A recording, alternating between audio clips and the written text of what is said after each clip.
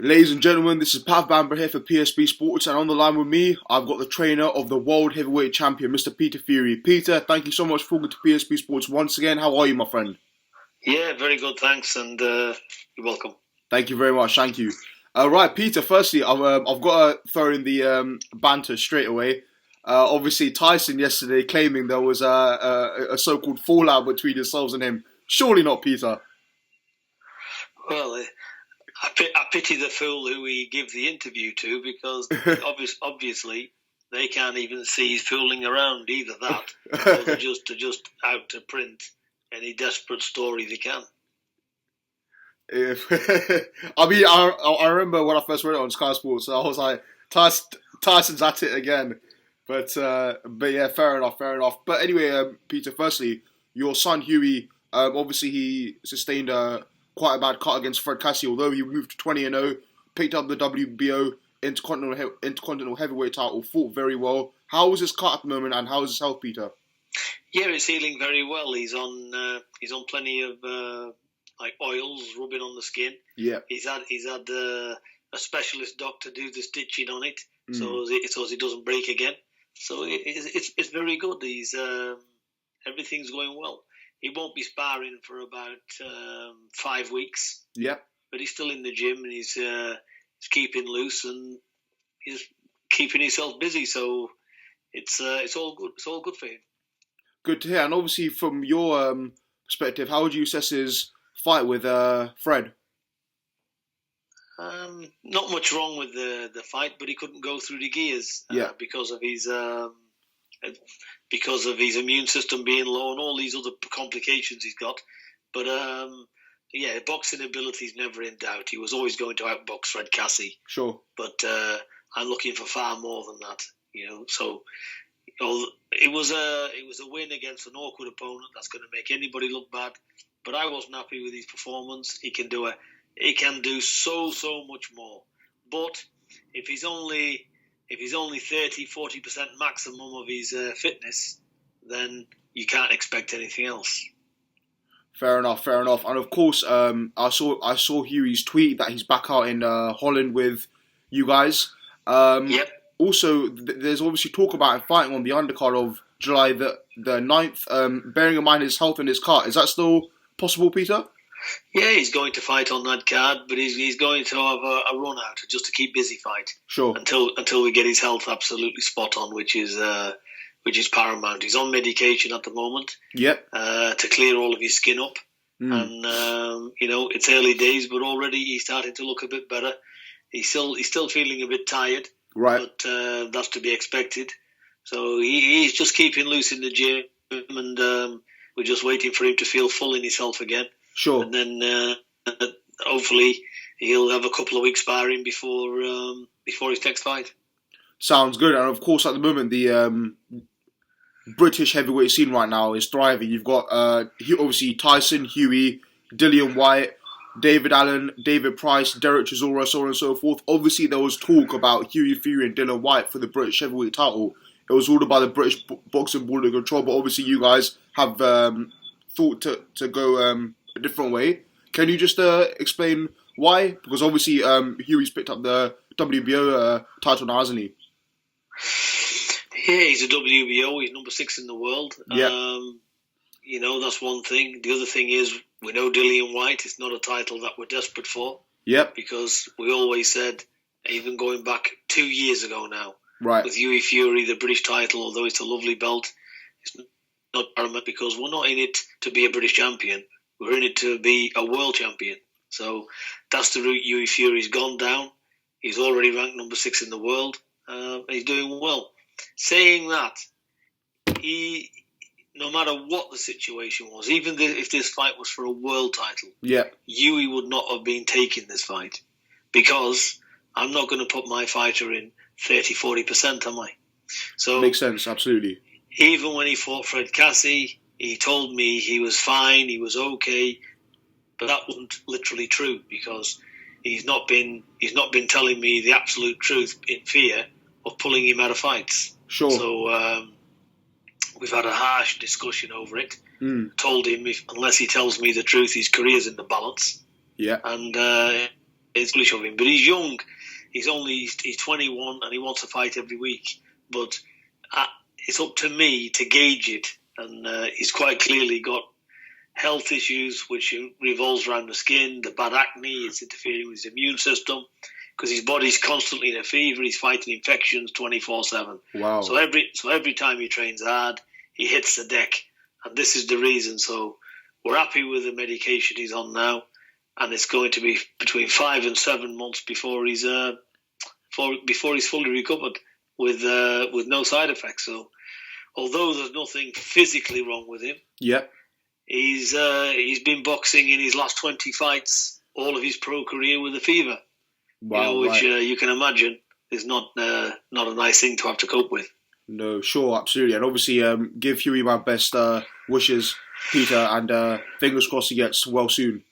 Thank you very much. No problem. And Peter, you know what? The other day I was thinking, some of the opponents Huey's fought. I mean, for a guy who's so young, who won gold in the amateurs for England, I remember he fought Daddy Hughes, George Arias, Andre Rudenko, Dominic Gwendal, Fred Cassie. I mean, for a guy that's 21, very young, with these sort of symptoms that he has, he's a real warrior. And also, not only that, these guys he's fighting can only put him in good stead for the future, surely.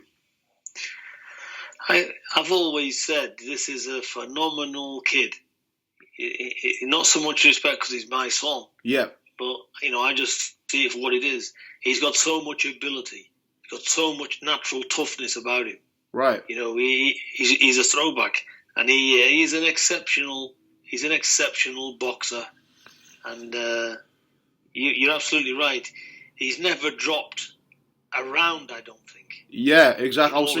In all of his fights, he's played with the opponents, and basically, what you got to look at, he's a very, very exceptional boxer for his size. Yeah. Now, when he gets the physical attributes to go with it, and he gets over these symptoms, what he's got, you can imagine what he's going to be like. So, exactly. I'm just looking forward to the future because I think he'll punch a hole right through most of what's in the heavyweight division, and I can't wait until he gets right to shut all these doubters up because he's going to do some serious damage in the next 12, 18 months.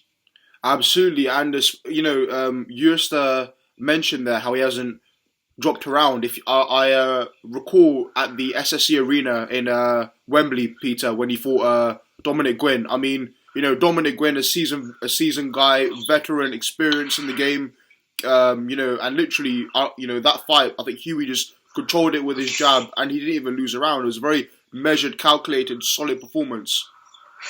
Yeah, but obviously he's not coming out of second gear because he's not being able to raise his gears because of his health issues. Yeah, of course. So, look, we've all been banging our head against the wall and thinking, what is the matter with this kid? Yeah. But like I said, hopefully we've got to the bottom of it, and he's on the treatments. So time will tell.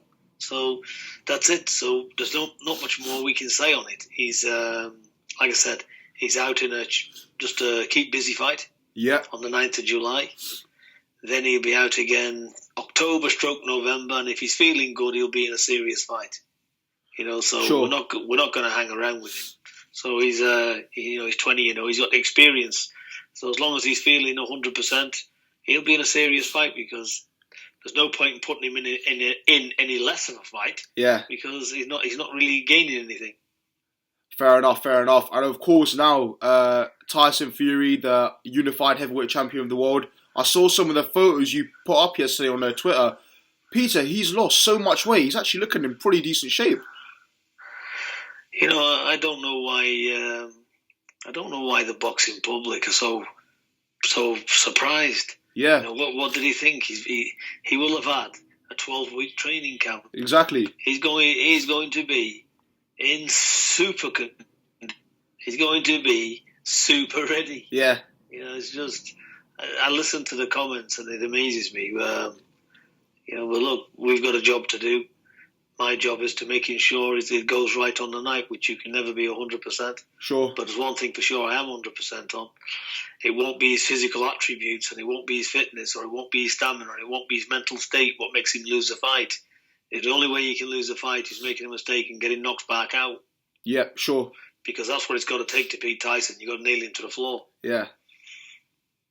And also, I think, as you said there, with the boxing public, some of the things they were saying about Tyson prior to camp starting, so on and so forth. I mean, obviously Tyson makes his own comments as well, but I mean, the fact that he's in the shape he's in now, with 7 or so weeks to go, he's in good shape now. He's looking, his arms are looking strong. They're looking big. Even his upper body is looking fit again. You know, in general, he looks strong. He looks healthy. He looks like he's been working solidly hard, and that's obviously a testament to you as well. But having said that, at the same time, obviously Tyson said that he wants to retire after Klitschko. But I mean, when us the fans are seeing some of the serious work he's putting in, surely it just shows you how motivated he is to succeed in the heavyweight division, Peter. I am not interested in what Tyson says to the public. I am not interested how the public really perceive what Tyson says, because it's 99.9% bullshit. Right. So I know Tyson. He's my family, and it's my nephew, and we live together 24/7. Yeah. You know, people need to remind themselves that, you know, we're one blood here. Sure. So I know very well where my nephew's coming from. He's giving back to the people as he sees how they treat him. So he's just on a wind up, because he doesn't take a lot of the people serious. Yeah, fair enough. Because as he gets stick, he just gives it back and tells them a lot of bullshit what they want to hear. Yeah. But somebody said on Twitter today, which was a very true saying, a lot of these negative trolls are coming from Sky Sports, which are mainly, I don't know, football people, are they? They're from footballing backgrounds, right, or whatever, don't really understand boxing. Right. So, you know, really irrelevant what they've got to say. So, yeah, no, exactly. Like I said, it's, we know what's what. He hasn't, you know, he's not gone over to Germany and won a world title because he fluked it. He hasn't gone over to Germany and beat a linear champion because the linear champion's had an off day. Yeah. You know, all these critics will be silenced on the 9th of July. Exactly, Peter. And speaking of those critics as well, I mean, as you were saying there from Sky, the first time round when on Sky Sports box office, I ordered it live, watched it live and everything. There was, I think, Paul Smith, Carl Froch, Amir Khan, Johnny Nelson were there. Froch, Nelson and Paul Smith thought Tyson would lose. Amir Khan was the only one who thought he would win. And then, actually what, Peter, one thing I haven't even spoken to you about yet is how shocked I was when the referee, Tony Weeks, docked Tyson off a point in the 11th. What was the ref doing? But, go on, sorry. I would say Tony Weeks is bent. He's bent insofar as, you know, he was all pro Klitschko. Exactly. You know, that Vladimir completely, deliberately headbutted Tyson straight in the face. Yeah, exactly. Tony Weeks' face, you know, his eyebrows scrunched together. You know, he clearly seen it and done nothing about it. Yeah. Tyson had Klitschko in serious trouble in round 11. Yeah.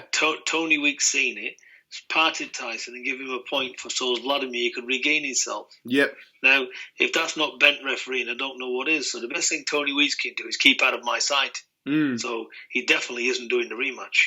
Yeah, I mean, fingers crossed. And of course, I say things as it stands. Bent referee. So he can take that, sue me, take me, whatever he wants. He is fucking bent. End of story. Fair enough, Peter, fair enough. And obviously, as I was just saying there, obviously, pretty much the whole of Sky thought Tyson would win.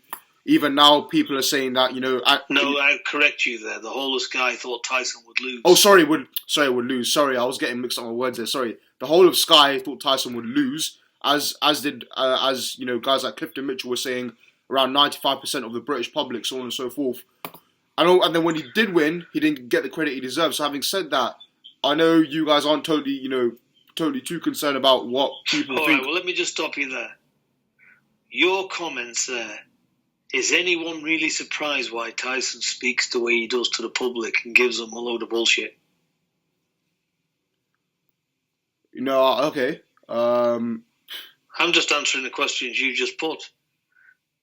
You know, when people play this back and the comments you just made to me, should anybody be surprised then the way Tyson speaks out and gives everybody a load of bullshit? Exactly. Because bearing in mind the company who he was fighting under, they were all hoping he would lose.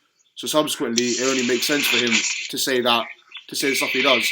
So that's why I can argue with a fool all day long if I want to be a bigger fool as them. The problem is, these idiots behind the keyboard, when Tyson does lose, they just go quiet. Yeah. They just go quiet, go up in the bathroom, clean the teeth, and go to bed and think bad thoughts in their own mind. Now, they're never going to be questioned. They haven't got to be brought to stand up before anyone. So these people are just nameless divs to me. Yeah. Because this is not somebody I can look up and say, I've told you so. You've been proven wrong. This is just a faceless fools who's used to seeing a football kick around a pitch. Yeah. So I'm not really interested in what all of these has got to say. I think it's what it is. Hate, love, whatever they want to do. I suppose they'll all tune in to see Tyson win and to see him get knocked out. So it pays the bills. So good luck to him. Obviously now with training camp started back in April. From where things are now, Peter, from the trainer's point of view, are you happy with training camp? Are you happy with sparring at the moment, so on and so forth? I'm happy with where he's at. It's building blocks. We have to work on strategies. We work on the sparring, and everything has to be cemented. It's like Groundhog Day. So this is how it is. But I'm happy with everything, and nobody can wave a magic wand. But we're coming to win, and that's all we can do. You can't be guaranteed in life with anything. Yeah. Anything can go wrong in there. This is a heavyweight fight. He's fighting linear champion who's severely wounded that he's got beat. Yeah. He's fighting. He's training more severe than what he's ever done. He is the biggest threat, Vladimir, in heavyweight world boxing. So take everybody else out of the equation. He is the biggest threat. This is the biggest fight of Tyson's career. The rest of them, they're not on the same level. And, Vladimir's attitude in the press conference in Manchester was completely different to the way he normally acts. I mean, Vladimir swore for the first time, which is surprising. He had a sense of, he looked quite angry and frustrated at the press conference. It was a completely different Vladimir Klitschko from what we've seen in the past. And Tyson seems to get under his skin quite a lot. And mentally, even in the first fight, it seemed like Vladimir was affected a lot because he didn't know what Tyson was going to do at any moment. Having said that, Vladimir's also said that he is aware of so-called what he done wrong in the first fight, and he's going to let his hands go a bit more. Having said that, Peter, are you factoring into the game plan that Vladimir is going to throw everything this time at Tyson? I think you've got to look at both men being 100% on their A game, and we have to see which one's the better man on the 100%. And I've always said it: Tyson is the most underrated heavyweight probably of all time. He's going to be around a long time. I think Tyson is a Hall of Fame fighter, and he's going to prove it. So that's where we are. That's for us to achieve. It's all good. I love it all because I like challenges. Yeah, and I definitely like to show people exactly what he's about. So it's all good for us. We're happy he's a world champion. He's not been recognised properly for it. Yeah. So hopefully he'll get the job done on Vladimir, and we just keep going. But even if he beats Vladimir the second time, the recognition will probably still be the same. Unfortunately, yeah. I'm looking forward to Tyson wiping everybody out in the division, and then we'll look up and say after that, well, what have you got to say today? Yeah. So that's the only way to shut all these fools up, basically, is get on, get the fights, keep winning, not having easy voluntaries to make a few quid. Right. We're looking at serious fights back to back, and cleaning up what's out there. Peter, though, I mean, do you think some of the reasons why Tyson doesn't get the credit he deserves is because it's maybe casuals who are coming in to watch the fights and they don't quite know as much about boxing as the hardcores? Do you think it's because, I don't know, for some other reasons? What's your opinion on it? Why do you think he isn't getting that credit he deserves, especially after he beat Vladimir, the world linear champion for 11 years? Look, we've got a lot of good fans out there, and when you say casuals, it's like you're going back years ago to the commoner. Yeah, you're talking about people with not a great deal of intelligence. Yeah, so sure. I'm not really too pushed about what their opinions are. Yeah, so if they were so clever, they'd be in better positions than what they are, rather than giving abuse to people over a social media site, which a proper man or a proper woman would never do. Yeah, sure. You know, you wouldn't abuse people on a social media site. You'd put your name at the back of it, and when you're seeing those people in person, you'd say, "Yeah, I hear what you're saying, but I think you're shit," or whatever. You'd stand up to it. Yeah, exactly. I'm not really interested in these idiots, to be honest. Fair enough. And obviously, Peter, at the presser in Manchester, there were two ladies, and one was from Irish radio and one was from somewhere else, where basically they asked Vladimir, or they were basically implying that Vladimir had been a cheat for most of his career and that his title should be taken away from him. Did you agree with the consensus of their questions, or not really? There's been a lot of tricks going on over the years with them. And I don't agree with the tactics. I think their team really need to have a look at themselves and see it as a form of cheating. It's not a trick. Sure. A trick is a cheating. A trick is cheating anyway. So they need to look at it up in a dictionary. So I'm not that educated, but tricks to me mean I am cheating. So I think the thing is the two heavyweight guys there, and they should be both given the best of fair play. Yeah, I think it'd be wrong to undermine Vladimir's achievement. He's gone in there. He's beat what he's got in front of him. Sure. Something like that to be said. I think he's a super champion. He'll go down in the Hall of Fame as a great boxer. He's somebody I respect as a boxer. I respect his brother as a boxer, and I respect their achievements to the max. Sure. You know, if my fighters can ever emulate or do near enough the same, they'll be fabulous, be a dream. Right. So that goes to say where it's at. Flip the coin over. I think it's horrendous what they've done in the last fight with the canvas, the tricks, and everything else. Yeah. So like I said, they really need to have a sit back and have a look at it, because it wasn't very clever, to say the least. Let the men get in there and let them have a proper fight. Vladimir will get the best reception, like I've always said. Yep. There's not going to be any shenanigans. They're going to have proper dressing rooms. They're going to have everything that they need, because that's how it should be. The ring will be a proper British Boxing Board of Control ring. Sure. By us, but by the British Boxing Federation. Yep. The gloves will be decided between Tyson and Vladimir, so they're both happy with them. We will not be forcing any boxing glove on Vladimir. Sure. Vladimir, as a matter of fact, can wear whatever gloves he likes. So no fuss whatsoever. So that's what we want. We don't want no arguments. We want the best of fair play in that ring, because I want my nephew to be the best because he is the best. Not for somebody to say, oh, they done this and done that and give me this or give me that. Yeah. So that's basically what it is. We are fair people. Sure, and of course, I mean, something you said to me yesterday as well, Peter, in the sense that nothing will happen unless you don't know about it. For example, whether it's the ring, the gloves, whether it's, something else, or the fact that Vladimir's the same height as Tyson at the weigh-in, or Tyson's weight then higher than what it was. Nothing is going to go under Team Fury's eye without you knowing about it. So, I mean, this time, everything's going to be much more transparent and much more fairer for Team Fury, mainly more, isn't it? Thing with the ring and so on and so forth. I've grown up in a cesspit with a lot of fools around me and a lot of liars and a lot of backstabbers.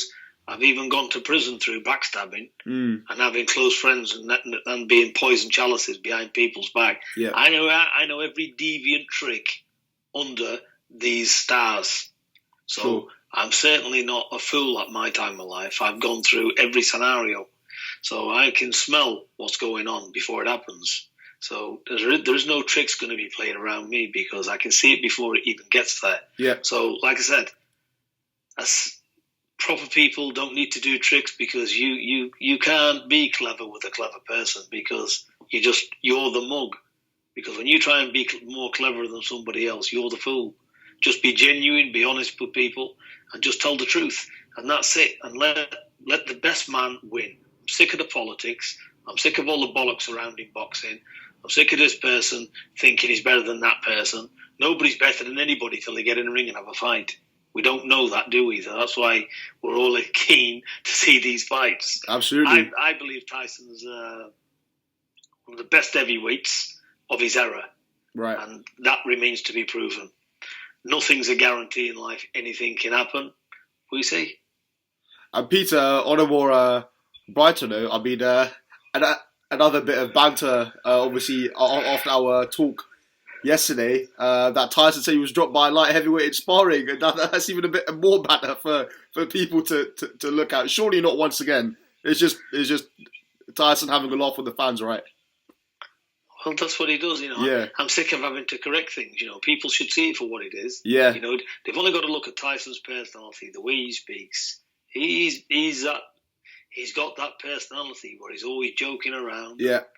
Saying things off the cuff, that's how he is. Sure. So we've got one light heavyweight in camp, and he's called Ty Mitchell. He's Clifton Mitchell's son. Oh, yeah, okay. Who's been lifelong friends of ours, and he came into camp just Sunday, I think. He couldn't spar Monday. He had his first spar Wednesday. He'd done a round or two. Okay. Wednesday just gone. So unless Ty Mitchell's made Tyson hit the canvas 2 or 3 times, then there must be another invisible heavyweight.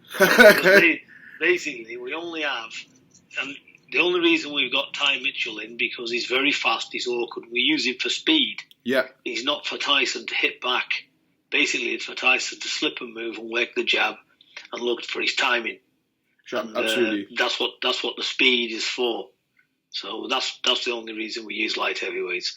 All the guys in our camp are 17 plus stone, 6'4", 6'3", 6'4" minimum to 6'6", 6'7". Okay. They're all big heavyweights. So big guys. It's but no, Tyson hasn't touched down anywhere. As a matter of fact, yeah, he's never been put down in a sparring session ever in all of his career.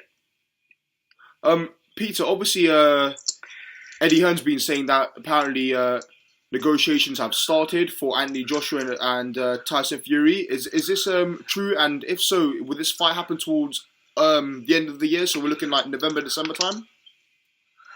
Yeah, I had a conversation with Eddie over the phone, I think probably 3 weeks ago now, something like this. Okay. And I asked him if he is interested in the fight, and he said he is. Sure. So we're going to get Klitschko out of the way, and I'm going to sit down with my team and see if this fight can be made. I mean, Peter, Tyson Fury versus Anthony Joshua is probably going to be one of the biggest fights in British boxing history. A mouth-watering clash and a huge one for the fans. It's the whole promotion, press conference, the fight, everything. It's going to be amazing, isn't it? That will be such an event. Well, first of all, we have to get past Vladimir, and we're not looking past him.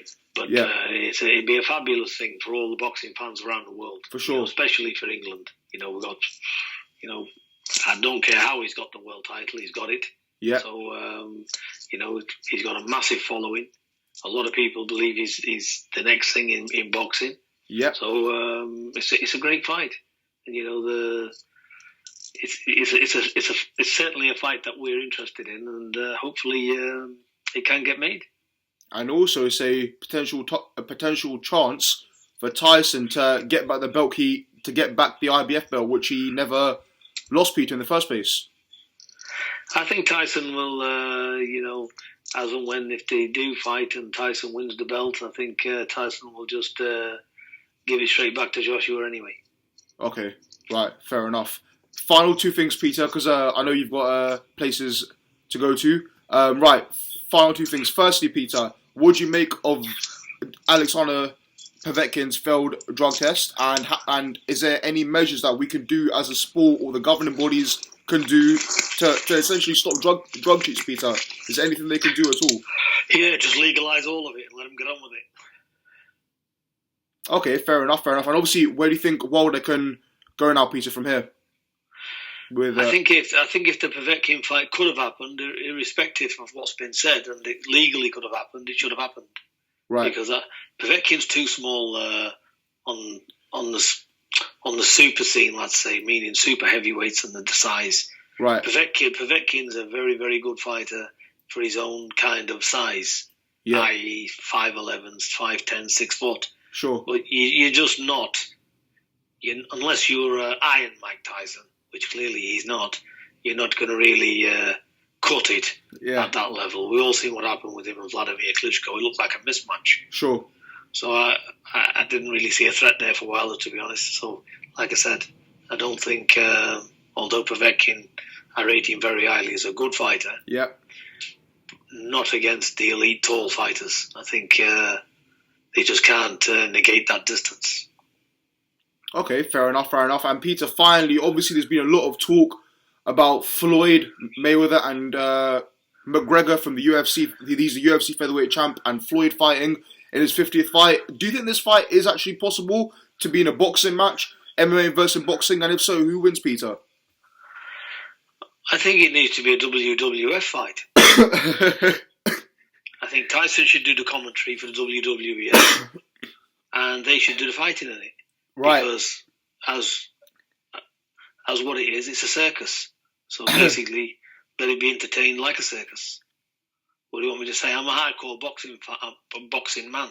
Right. And I see things what they are. Has Conor McGregor got a chance against Floyd Mayweather in a boxing match? Clearly not. Absolutely not, no. Would Mayweather be any good to him in an MMA fight? Probably not. Right. So this is, it's all a bit bizarre, this crossover sport and all this. It's just it's a money propaganda. People will pay to see it, but they might as well do a proper spectacle of it. You see 80 and 90-year-old pensioners in the WWF screaming to the top of the voice, loving it. Right. And it's just one big play act. Yeah. But basically, it's that much of a play act. I enjoy watching it because every time it comes on, I laugh my head off. and I just enjoy looking at it. It amuses me. I see these big guys at 20 plus stone, somersaulting in the air, and they're incredible athletes. Yeah. It's all good. I like it. I'm not criticising that at all, but it's what it is. It's an amazing act. So they might as well do it on that stage rather than everybody talking a lot of shit about it. I mean, Peter, who knows? WrestleMania 33, Floyd versus Conor, steel cage match. It's all possible, Peter. It's all possible. 100%. I definitely listen. I'm gonna get me popcorn and watch it if it happens. Oh yeah, absolutely. Same here. Peter, I've got to say I've taken 32 minutes of your time. I want to say thank you so much. If you could just stay on the line for me for 2 seconds, please. Peter, thank you so much once again, guys. It's been Pav Bambury for PSP Sports with Peter Fury. Make sure you like and subscribe. Thank you very much, Peter. Thanks once again. Thank you. You're welcome. Thank you.